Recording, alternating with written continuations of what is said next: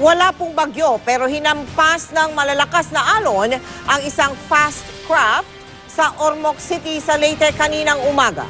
Pahirapan ang pagsagip sa mga pasahero sa gitna ng masungit na panahon doon.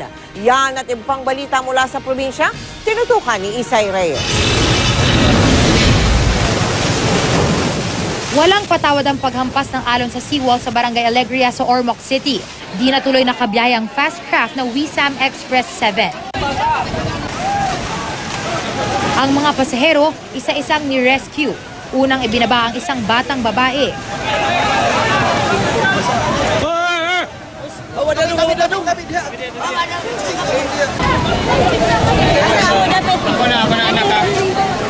Sunod na sinagip ang isang batang lalaki. Doble ingat ang mga rescuer.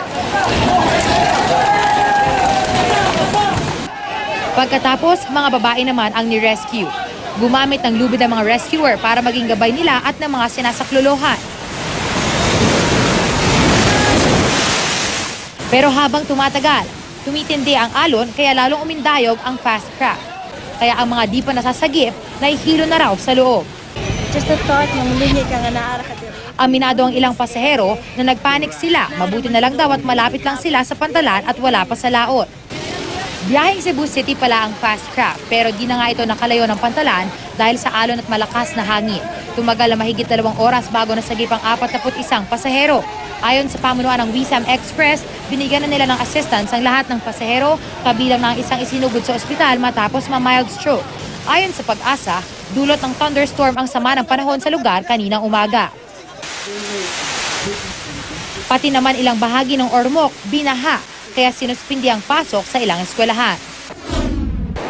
Kuhang-kuha naman sa cellphone video ang pagragasa ng ilog sa Barangay Silway, Polomolok, South Cotabato dahil sa matinding pag-ulan nitong Sabado.